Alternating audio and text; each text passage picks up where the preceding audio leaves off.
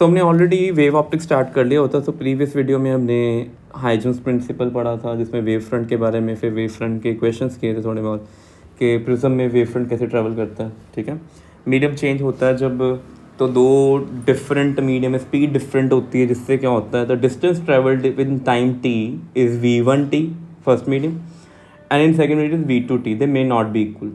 But अगर same medium हो तो सेम होता है। ठीक है, उससे लाइट की बेंडिंग आती है जब मीडियम चेंज होता है, सेम मीडियम बेंडिंग नहीं होती। अगला क्वेश्चन है सुपरपोजिशन। सुपरपोजिशन होता है इंटरमिक्सिंग रिजल्टेंट। ये किसके लिए यूज़ करते हो, या तो वेक्टर के लिए करते थे, वेक्टर एडिशन, जैसे आपने रिजल्टेंट इलेक्ट्रिक फील्ड निकालनी है नंबर ऑफ चार्जेस की, तो आप करते हैं ना E vector equal to E1 + E2 सभी का रिजल्टेंट निकाल दो, दैट इज सुपरपोजिशन प्रिंसिपल। ऐसे जहाँ पे वेव्स होती हैं, एक वेव की लोकेशन पे सेम टाइम पे दूसरी वेव आ जाए, they will interfere with each other which leads to the resultant in new form, new wave. But आपने कभी देखा एक बॉल के ऊपर बॉल कोलाइड करे और न्यू बॉल बन जाए? तो superposition principle is not valid for the material particles. चौक के साथ चौक हिट करेगी, नई चौक नहीं बनेगी। फ़ोन के फ़ोन हिट करे, नया फ़ोन नहीं बनेगा। ठीक है, बट एक वेव के साथ दूसरी वेव एक ही जगह पे सेम टाइम मिल जाएंगे। क्रेस्ट के ऊपर क्रेस्ट आ सकता है, क्रेस्ट के ऊपर ट्रफ भी आ सकता है, ट्रफ के ऊपर ट्रफ भी आ सकता है। तो आपके पास सुपरपोजिशन होती है, result in the new wave. तो देखो इन्होंने यहाँ पे मेंशन किया हुआ है कि भाई according to superposition principle when two और more wave travelling through medium superimpose. देखो सुपर इम्पोज कब करेंगे? At same time new wave बन जाएगी। तो रिजल्टेंट डिस्प्लेसमेंट जो वाई वेक्टर वेक्टर डाला हुआ है, it is equal to vector sum. तो वेक्टर सम याद रखना कि वेक्टर सम कैसे आता है। रिजल्टेंट आपने पढ़ा हुआ वेक्टर सम की, अगर आपने रिजल्टेंट वाई निकालना हो, वाई वेक्टर, तो जैसे आप ये करें, मॉड निकालना है, मॉड y1 + मॉड y2। तो याद करो पैरेललोग्राम लॉ से कैसे करते थे, यही करते थे, y1² y2² + 2 y1 y2 cos of theta, यही करते थे ना। इस केस में थीटा की जब अब एंगल कौन सा का फेज आएगा जो दो वेव्स में होगा। ठीक है, फेज डिफरेंस। तो ये वेक्टर एडिशन के रूल्स को फॉलो करता है सुपरपोजिशन प्रिंसिपल, इसलिए उन्होंने लिखा है यहाँ पे वेक्टर सम। वेक्टर सम बड़ा इंपॉर्टेंट है। ठीक है, it doesn't follow the simple law of algebra. ठीक है, तो पहली में एग्जांपल देने के जी, ये एग्जांपल है, जैसे रेड से ये फर्स्ट वेव है y1, इसका एम्पलीट्यूड इतना ज़्यादा है, और सेकंड वेव ये वाली है, ये वाली लेट्स से ये डॉटेड वाली y2। तो दो वेव्स हैं, दोनों में नोटिस करो इसका एम्पलीट्यूड इतना सही है, दोनों क्रेस्ट पे क्रेस्ट है, ट्रफ पे ट्रफ है। तो रिजल्टेंट क्या बनेगा? तो इसको बोलते हैं इन फेज। क्या बोलना है इसको? इन फेज। इन फेज का मीनिंग होता है दोनों वेव्स का फेज क्या है? सेम है। जैसे सपोज करो यहाँ से ओ पॉइंट से जब वेव स्टार्ट हो रही है, तो पहली वेव जो है वो कहाँ जा रही है? तो अगर मैं सिंपल सी बात देखूँ कि फर्स्ट वेव की बात करूँ, ये रेड में फर्स्ट वेव जो y1 वाली है, ये अप जा रही है, सही हो रही है ना। और सेकंड वाली भी कहाँ जा रही है? अप ही जा रही है। दोनों waves are going toward the positive extreme position. और जब दो वेव इनिशिएट अभी मीन पोजीशन पे और पॉजिटिव एक्सट्रीम पे जाए, तो फेज़ की वैल्यू पता क्या होती है? तो फेज़ होता है आपके पास 0, 2π, 4π, 6π। Even multiple of pi phase तब होता है if wave is at origin and trying to go towards positive extreme position. अभी मैं ऐसा क्यों लिख रहा हूँ? क्योंकि हमें पता है जनरल इक्वेशन y इक्वल क्या होती है? a sin ω t होता है जनरल इक्वेशन। अगर ऑसिलेशन को देखें, t जब 0 है तो y भी कितना हो गया? 0। तो पार्टिकल कहाँ पे हो गया? मीन पोजीशन पे। और वेलोसिटी अगर पार्टिकल निकालनी हो तो इसको डिफ्रेंशिएट करना पड़ेगा। तो dy/dt आप इजीली काउंट कर लोगे, it is a ω cos ω t। और जब t कितना होगा आपके पास? 0 होगा, तब आपकी वेलोसिटी कितनी हो जाएगी? a ω हो जाएगी। और इवेंचुअली a ω क्या है? पॉजिटिव। पॉजिटिव होने का मीनिंग पार्टिकल इस ओ पोजीशन पे है, मीन पे है, पर जाने को कहाँ तैयार है? ऊपर जाने को तैयार है। ठीक है, अगर ये ऊपर जाने को तैयार है तो ये वेव ऐसे होके ऐसे शुरू हो जाएगी। तो ओ पॉइंट पे फेस कितना था आपके पास? फेस कितना शो कर रहे हैं यहाँ पे? t 0 पे कर रहे हैं ना, तो 0 आ रहा है। अगर मैं यहाँ पे, मेरे को पता है साइन का कर्व अपने आप को रिपीट करता है। कब रिपीट करता है? देखो ऐसे रिपीट होता है। ये एक वेव कंप्लीट यहाँ तक हुई, फिर इसके बाद आपके पास यहाँ से दूसरी वेव कंप्लीट होगी, 2 येलो में। ठीक है, पहली वेव जब शुरू हुई यहाँ पे फेस कितना था? इस जगह पे 0 था। वेव कंप्लीट होने के ऊपर फेस कितना है? 2π। सेकेंड वेव कंप्लीट होने पे कितना फेज आया, 4 pi. After every one wave completion और starting of the wave they will try to move toward positive extreme. तो जहाँ जहाँ फेज 0, 2 पाई, 4 पाई, 6 पाई, 8 पाई है, वो सारे कहाँ जाने को तैयार है, पॉजिटिव पे। और जहाँ जहाँ पे फेज देखो ये वाला पॉइंट, अब ये पॉइंट को देखो, पार्टिकल मीन पे ही है but is trying to going toward down. यहाँ पे पार्टिकल मीन पे ही है but is trying to going down. तो यहाँ पे फेज कितना है, पाए, यहाँ पे कितना है, 3 पाई, इसके बाद क्या आएगा, 5 पाई। तो जब ऑड मल्टीपल्स ऑफ पाई होंगे phase, particle at mean position but is going toward negative extreme. और जब इवन मल्टीपल तो पॉजिटिव। तो क्रेस्ट तब बनता है जब सारे पार्टिकल पॉजिटिव तरफ जा रहे हैं और क्रेस्ट के ऊपर क्रेस्ट ऐड हो गया ना, तो रिजल्टेंट y क्या बन गया, y1 प्लस y2। और मैंने यहाँ पे ऊपर फॉर्मूला भी आपको बताया था कि वो root y1 square plus y2 square plus 2y1 y2 cos theta. तो कॉस थीटा टर्म मैं इसलिए नहीं लिख रहा बिकॉज दोनों में कोई फेस का डिफरेंस नहीं है। अब यहाँ पे देख लो, इस जगह पे, इस लोकेशन पे देखो, दोनों वे में फेस कितना है, 0। इस जगह पे देखो दोनों में फेस कितना है, π/2। इधर देखो फेस कितना है, पाई। तो जो इन फेज का मीनिंग होता है डेल्टा फाई। डेल्टा फाई होता है फेज में डिफरेंस, φ2 माइनस φy। अगर हर पॉइंट पे फेज में कोई डिफरेंस ही नहीं आ रहा तो फेज डिफरेंस कितना हो गया, 0। और फेज डिफरेंस 0 हो गया, इसका मीनिंग रिजल्टेंट क्या मिलेगा, मैक्सिमा। इसको कहते हैं कंस्ट्रक्टिव सुपरपोजिशन। ठीक है, ऐसे इस जगह पाई, इधर क्या हो गया, 3π/2, इधर 2 पाई हो गया। तो ये होता है इन फेज सुपरपोजिशन। और जो ये वाली फेज दी हुई है, देखो ये आपके पास आउट ऑफ, ये ऊपर ये क्रेस्ट चल रहा है देखो ऊपर, और ये नीचे वाला देखो ऐसे है। जहाँ पे उसका क्रेस्ट है वहाँ पे उसका क्या है, ट्रफ है। ठीक है, फेज है बिल्कुल ही अपोजिशन। देखो यहाँ पे मैंने अभी बताया आपको, इस पॉइंट पे ऊपर वाली वेव जो ऊपर जानी है, ऐसे जानी ना ऊपर, उसका फेज यहाँ पे कितना होगा, 0। बट जो वेव कहाँ जा रही है, नीचे जा रही है, उसका फेज कितना होगा, पाई। जब मेन पोजीशन पहुँचे हैं, ये पॉजिटिव स्ट्रीम पे है तो इसका फेज कितना है, π/2। बट इसका फेज कितना है, नीचे वाले का 3π/2। तो इन दोनों में जो डिफरेंस सब्ट्रैक्ट करके निकालोगे पाई आएगा, इन दोनों में डिफरेंस निकालोगे कितना आएगा, पाई आएगा। हर जगह पे कितना आना शुरू हो गया, पाई पाई पाई। तो जब इसको बोलते हैं, क्या बोलना है आपने, आउट ऑफ फेज। तो आपको पता होना चाहिए आउट ऑफ फेज सुपरपोजिशन में डेल्टा फाई कितना होता है, पाई होता है। It is very important out of phase में। तो कितना फेज डिफरेंस आना है, पाई आना है। तो आउट ऑफ फेज में अगर फेज डिफरेंस पाई आ जाता है आपका, it basically means that you are getting destructive superposition. Destruction का मीनिंग डिस्प्लेसमेंट रिजल्टेंट सब्ट्रैक्ट करके आएगी। ठीक है, कोहेरेंट सोर्सेज आए, ये तो था सुपरपोजिशन। आपने क्लास 11th में ना वो matter wave and normal wave में डिफरेंस पढ़ा, मैटर एंड वेव में डिफरेंस। कि भाई मैटर पार्टिकल जो होता है उसका वेवलेंथ भी एसिडिटी होती है डी ब्रॉगली नेचर में, बट मैटर के साथ जब मैटर हिट करता है न्यू मैटर नहीं बनता। बट वेव के साथ जब वेव मिक्स होती है it leads to new wave formation. देखो रिजल्ट y1 ये आ रहा है, y ही है, ये भी y ही है, बट एक में एम्पलीट्यूड बढ़ गया, एक में एम्पलीट्यूड कम हो गया। आगे हमारे पास आया कोहेरेंट सोर्सेज। डेफिनेशन कभी नहीं आती, प्रॉपर्टीज़ के ऊपर MCQ सब्जेक्टिव क्वेश्चन कंसेप्चुअल आते हैं कि भाई कोहेरेंट सोर्सेज क्या होते हैं। को मीन्स होता है same, herent means property, same properties. Coherent sources की प्रॉपर्टी आपने याद रखनी है, ये चीज़ पेपर में होता है MCQ आ जाए, the following properties are not of the coherent sources. दो डिफरेंट सोर्सेज लाइट के हैं। यहाँ पे लाइट सिर्फ वाइट लाइट नहीं होगी, it may be EM wave any nature, x-ray, radio wave, UV, gamma सब कुछ होंगे। ठीक है, बट हम ऑप्टिक्स पढ़ रहे हैं तो विजिबल रेडिएशन से काम करते हैं। सो लाइट वेव जिनकी वेवलेंथ क्या है, सेम, फर्स्ट थिंग। फ्रीक्वेंसी क्या है, same, mean identical sources. Okay, and ये सबसे पॉइंट है, आर इन सेम फेज और having a constant phase difference, very important. ये सबसे इंपॉर्टेंट पॉइंट है। इसका मीनिंग दोनों वेव जो होंगी ना, जनरल इक्वेशन पहली वेव की क्या होगी, लेट्स से मेरे पास जनरली का फर्स्ट की होगी y1 = a sin ωt minus kx और y2 हो गया b sin ωt minus kx plus phi आ गया। ठीक है, इसमें देखो पहली चीज़, देखो ये ओमेगा दोनों में सेम है, ओमेगा से मिलती है फ्रीक्वेंसी, मतलब दोनों सोर्सेज की फ्रीक्वेंसी क्या होगी, सेम। k दोनों का सेम है और k क्या होता है, 2π/λ वेव वेक्टर जिसको कहते हो। तो वेवलेंथ भी दोनों की क्या होगी, सेम। फ़र्क इस चीज़ का आया, ये फाई का।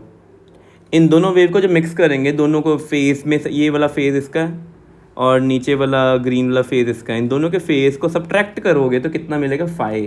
फेज डिफरेंस दोनों का क्या है, सेम है। इट्स वेरी इंपॉर्टेंट कि फेज डिफरेंस क्या है, सेम है। If you have same phase difference, very important कि अगर फेज डिफरेंस सेम है तो यहाँ तो क्या क्या होता है, फाई यहाँ तो होगा फेज ज़ीरो, इसको बोलते हैं इन फेज। फाई यहाँ तो हो गया नॉन ज़ीरो, ठीक है, बट वो होना क्या चाहिए, कांस्टेंट। कांस्टेंट का मीनिंग वो टाइम के साथ चेंज नहीं होगा। पाई है, 2 पाई है, 3 पाई बाई 2 है, पाई बाई 3 जो मर्जी है, इट रिमेन फिक्स्ड। यहाँ तो फेज डिफरेंस हो ही ना दोनों वेव्स में इंटरफेयरिंग, अगर है तो हमेशा क्या रहे, constant of time. Word use करना है आपने क्या, phase difference is constant of time. Constant of time का मीनिंग वो टाइम के साथ ना चेंज करे। ऐसे सोर्सेज को हम क्या कहते हैं, कोहेरेंट सोर्सेज कहते हैं। और रियल लाइफ में 2 इंडिपेंडेंट सोर्सेज कभी कोहेरेंट नहीं होते। क्यों नहीं होते, उसका एग्जांपल सिंपल से बताता हूँ। जैसे सपोज करो कि लाइट का सोर्स है, लाइट का सोर्स है, उसमें ना ये बल्ब है, इस बल्ब में लाइट एमिट होनी है, बाहर जानी है। तो रेडिएशन कैसे एमिट होती हैं, बेसिकली रेडिएशन एमिट होती हैं जब कोई एटम में कोई इलेक्ट्रॉन होता है, वो हायर लेवल से इलेक्ट्रॉन कहाँ जाता है, ग्राउंड लेवल पे आता है और एनर्जी क्या कर देता है, रेडिएट कर देता है। 2 आइडेंटिकल सोर्सेज मैंने मार्केट से पाए कि सेम लाइट वाले, बट प्रॉब्लम है कि मेरे को पता नहीं है एग्जैक्टली कि कौन सा इलेक्ट्रॉन कौन से लेवल से फॉल करके नीचे आ रहा है एट सेम टाइम। ये तो हम अनप्रिडिक्टेबल है ना, क्या इलेक्ट्रॉन, जैसे इसमें लेट्स से कि इलेक्ट्रॉन इस केस में आया 3rd से 2nd लेवल में आया, और इस केस में इलेक्ट्रॉन जो जंप करके नीचे आ रहा है वो 4th से 3rd में आ रहा है, 5th से 2nd में आ रहा है, 7th से 2nd में आ रहा है। क्या ये हर बार मैच करेंगे conclusively? It is not in are control and nature control. Electron glow तो कर रहा है, बल्ब में एक्साइटेशन है, इलेक्ट्रॉन जंप कर रहे हैं, रेडिएशन एमिट कर रहे हैं, बट किस टाइम पे कौन सा इलेक्ट्रॉन की वेवलेंथ, उसकी फ्रीक्वेंसी सेम है, बट उनमें फेज डिफरेंस कितना है 2 वेव में। जो सोर्स वेव इधर से निकल रही है, एक वेव इधर से निकल रही है, तो ये जो 2 वेव मैंने सर्कल की हैं, इन दोनों में phase difference constant of time है कि नहीं है, वी कांट प्रिडिक्ट। तो पेपर में आता है why 2 independent sources can not be coherent. उसका रीज़न क्या होगा, due to different probability of excitation of the electron. Electron ऊपर लेवल से नीचे आ रहे हैं, बट कौन से लेवल से कहाँ तक आ रहे हैं, कोई 2nd से 1st आया, कोई 3rd से डायरेक्ट 1st आया, कोई 3rd से 2nd, 2nd से 1st में ऐसे आया, अलग अलग ओरिएंटेशन है, वी कांट प्रिडिक्ट देम। तो इन केसेस में बड़ी प्रॉब्लम्स आती हैं हमारे पास, ठीक है। तो ऐसी सिचुएशन फेस करनी पड़ती है हमें। तो हम 2 इंडिपेंडेंट सोर्सेज को कभी कोहेरेंट नहीं मानी। अगर कोहेरेंट होते तो एक रूम में आप देखो 2 ट्यूबलाइट्स हैं, जैसे एग्जांपल है, रूम में 2 ट्यूबलाइट लगी हुई हैं, दोनों आइडेंटिकल हैं, बट क्या आपको रूम के वॉल्स पे अपने सराउंडिंग में देखो क्या डार्क ब्राइट पैटर्न मिल रहा है, ऐसे ऑल्टरनेटिव डार्क ब्राइट कुछ ऐसा कुछ भी नहीं मिल रहा। इसका मीनिंग हमारी आई वो 2 रे जो मिक्स होके कंस्ट्रक्टिव डिस्ट्रक्टिव पैटर्न बना है, वो यूनिक नहीं था। एक मोमेंट में कंस्ट्रक्टिव बना, अगले मोमेंट डिस्ट्रक्टिव, फिर constructive destructive destructive constructive constructive constructive, कुछ भी चलता जा रहा है, अनप्रिडिक्टेबल।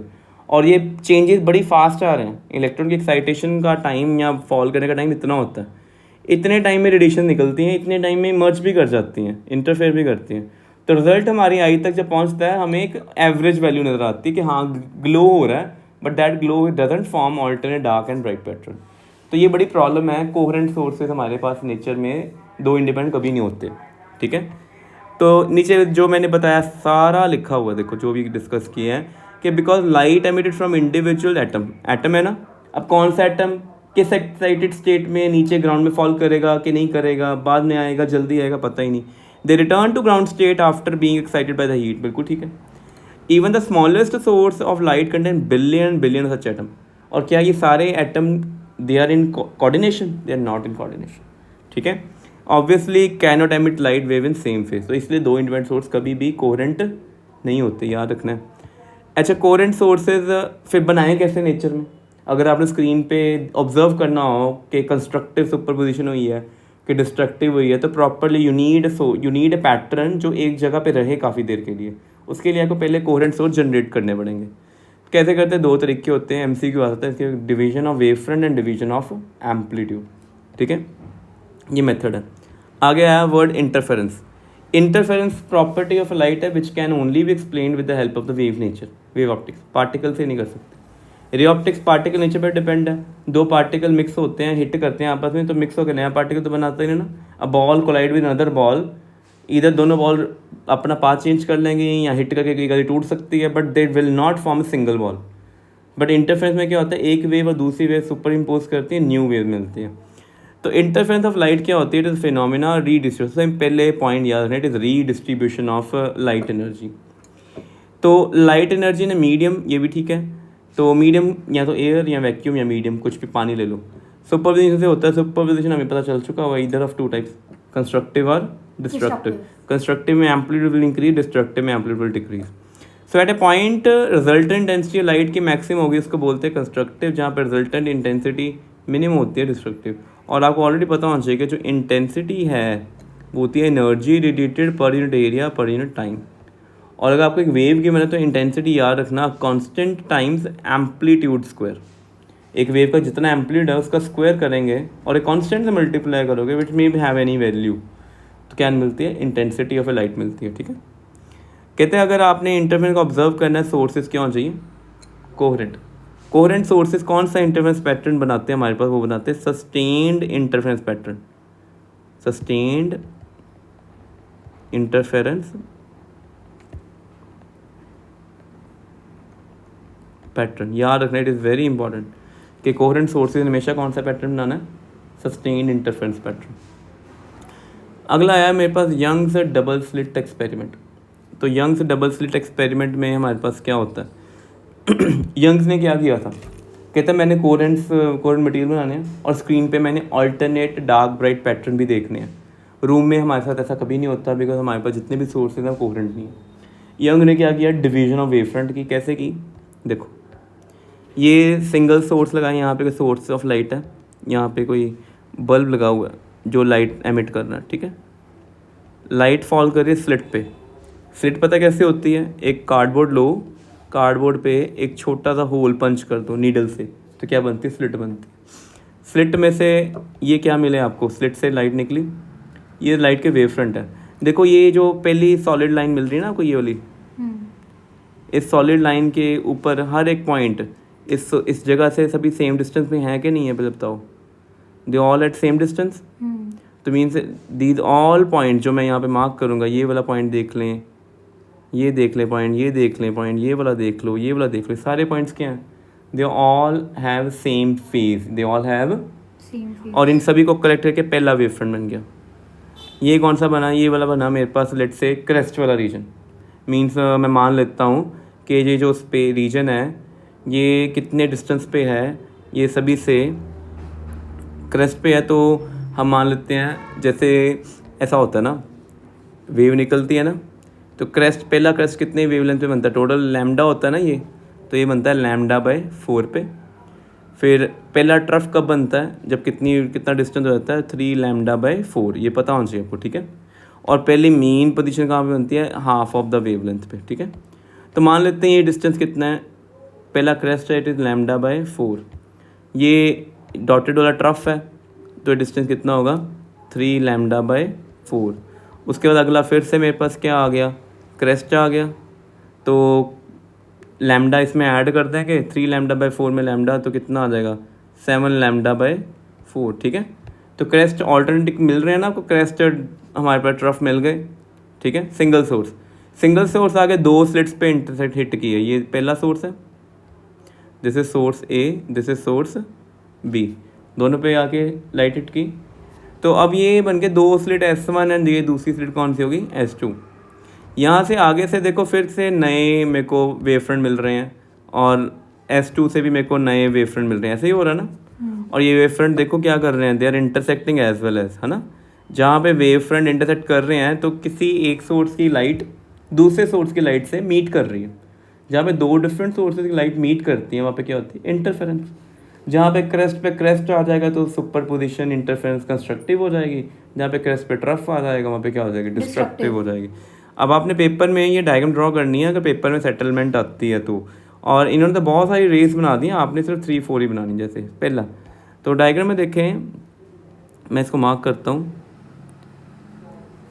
मैं फर्स्ट सोर्स की बात कर रहा हूँ। फर्स्ट सोर्स की ये क्रेस्ट है, सेकेंड सोर्स का भी ये कौन है, क्रेस्ट है। फिर फर्स्ट सोर्स का ये क्या आया मेरे पास, ट्रफ। सेकेंड सोर्स का भी ये क्या आ गया, ट्रफ। फिर मेरे पास दोबारा से क्या आया, क्रेस्ट। ये भी मेरे पास क्या आ गया, क्रेस्ट। फिर मेरे पास क्या आया, ये ट्रफ। ये भी क्या आया, ट्रफ आ गए। अब आप देखो ये लोकेशन पे मैं हाईलाइट करता हूँ उनको रेड से, ये लोकेशन, ये लोकेशन,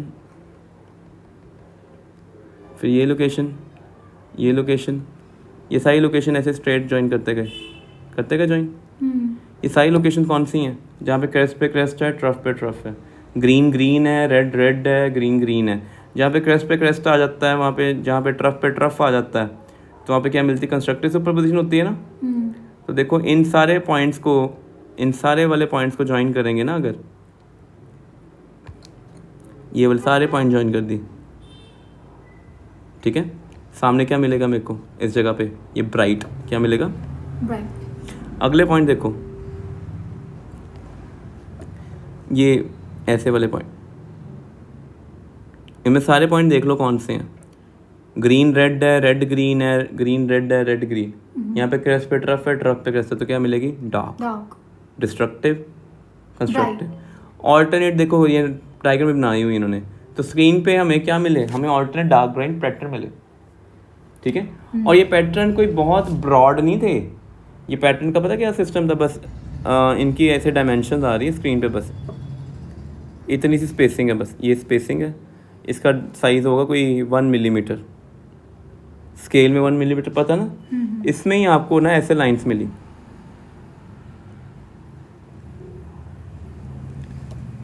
डार्क ब्लैक लाइंस और वाइट लाइंस। वाइट में ब्राइटनेस है, डार्क पे, तो इसका मीनिंग कहीं कहीं स्क्रीन पे लाइट पहुंच रही है, कहीं पे लाइट नहीं पहुंच रही। जहाँ लाइट पहुंच रही है वहाँ पे कंस्ट्रक्टिव सुपरपोजिशन है, जहाँ पे लाइट नहीं पहुंच रही that is destructive superposition, constructive. और पैटर्न की शेप ऐसे थी, ये शेप ऐसे,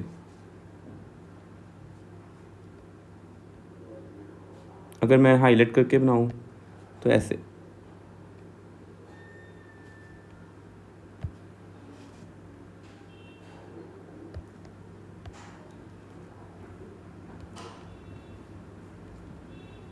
ऐसे।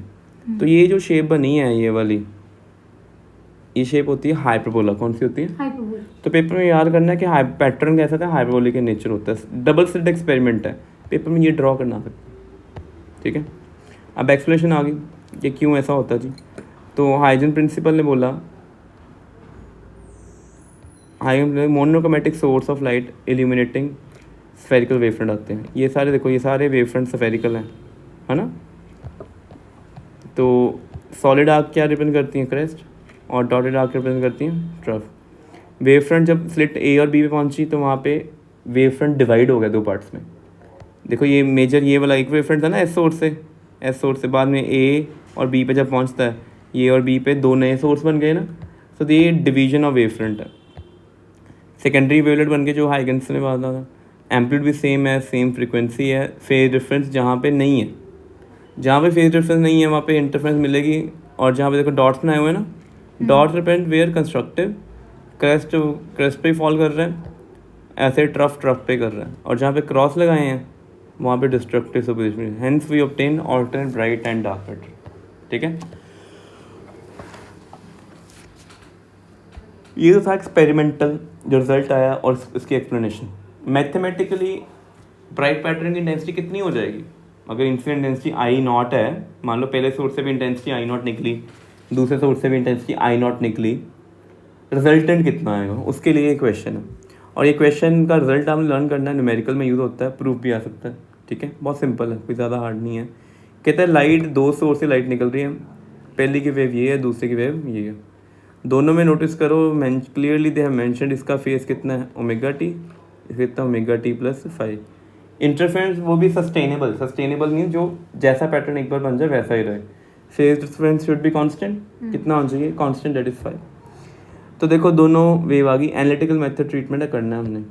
रिजल्टेंट का फॉर्मूला क्या था? y1 प्लस y2, वो भी कर दिया, बिल डाल दी। अब यहाँ पे आपने क्या करना है? cos a प्लस बी का फॉर्मूला लगा दिया। फिर आपने क्या किया? cos, इसके बाद आपने क्या, व्हाट यू डिड, आपने cos ओमेगा टी वाली टर्म्स इकट्ठी कर ली, उनमें कॉमन निकाल लिया, इसको अलग कर लिया। cos ओमेगा टी वाली टर्म में जो ये टर्म बची थी फर्स्ट वाली, ये और ये, इसको एक को cos थीटा, एक को r sin थीटा कर दिया पुट। फिर इनकी जगह वैल्यू भी डाल दी, सिंप्लीफाई करके ये रिजल्ट आ गया। देखो इनिशियली भी ये वेव्स ही चल रही हैं, देखो ये वेव है, ये भी एक वेव है, और रिजल्ट भी क्या आ रहा है, एक वेव ही आ रही है। और अगर आप इन दोनों को स्क्वायर एंड ऐड करते हो, because we have to calculate this A and theta, square and add करेंगे, सारा सॉल्व करेंगे, एंड में एम्पलीट्यूड कितना आ जाएगा, ये आ जाएगा। और यहाँ पे फॉर्मूला कौन सा यूज़ किया है, 1 + cos फाई का, वो फॉर्मूला हमारे पास होता है ये वाला, 1 + cos 2 theta is equal to 2 cos square theta. और अगर 1 - cos 2 थीटा है, वो होता है 2 sin स्क्वायर थीटा। तो फॉर्मूला यूज़ करके रिजल्टेंट आ गया, ये याद भी करना है, न्यूमेरिकल भी है हमारे पास इसके ऊपर, ठीक है। अगर फेस जितना है तो इंटेंसिटी कितनी आएगी, इसमें जो एम्पलीट्यूड का स्क्वायर, तो मैंने बताया था आपको कि intensity is some k time constant amplitude square, और जो I0 होगा वो होगा k time small a square. Value put करेंगे तो आपको रिजल्ट मिल जाएगा, और यहाँ पे I इक्वल टू क्या आ जाएगा, 4I0 cos स्क्वायर 5/2। अगर फेज ना हो दोनों में डिफरेंस, तो 5 0 cos 0 1 होता है, इंटेंसिटी 4 टाइम्स। मीन्स जो नॉर्मल इंटेंसिटी I0 मिल रही है, मिक्स होने के बाद कितनी मिलेगी, 4 टाइम्स मिलेगी, ठीक है। तो ये आपने याद रखना है। और कंडीशंस ये बड़ी इंपॉर्टेंट है। मैक्सिमा के लिए कंडीशन क्या होती है, फेज डिफरेंस शुड बी इधर 1 और -1। देखो ब्राइट फ्रिंज कंस्ट्रक्टिव है ना, क्योंकि स्क्वायर बोल रहा है ना यहाँ पे, cos स्क्वायर 1 कब होगा, या तो cos 5/2 1 होगा, cos 5/2 -1 होगा। cos की वैल्यू +-1 कब होती है, आपने लर्न करना है, cos n पाई जो होता है ना, it is equal to -1 power n, cos n pi, ठीक है। अगर n इवन है, अगर n इवन है तो वो पॉजिटिव, अगर n ऑड है तो नेगेटिव।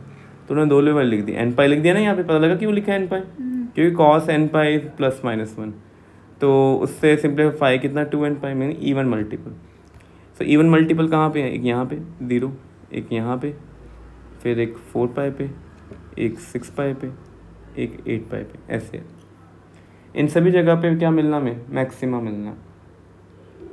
और पावर डिफरेंस, ये एक चीज़ है इंपॉर्टेंट, पावर डिफरेंस और फेज डिफरेंस के बारे में थोड़ा बताता हूँ आपको क्या मीनिंग होता है। वो देखो बड़ा सिंपल लॉजिक है, एक वेव यहाँ से गई, यहाँ तक चली गई, उसने कितना पाथ ट्रेवल किया, डेल्टा कितना ट्रेवल किया, वेवलेंथ, और उसमें फेज़ में कितना चेंज आया। यहाँ पे फेज़ कितना था, 0, यहाँ पे हुआ था π/2, यहाँ पे हुआ था पाई, यहाँ पे हुआ था 3π/2, और यहाँ पे हुआ था 2 पाई। तो फेज डिफरेंस कितना आ गया, 2 पाई।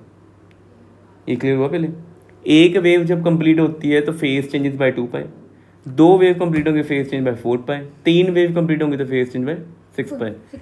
तो इसका मीनिंग, अगर फॉर लैम्डा फाई कितना है, 2 पाई, यूनिटरी मेथड लगा दे, for 1 phi is equal to 2 pi by lambda.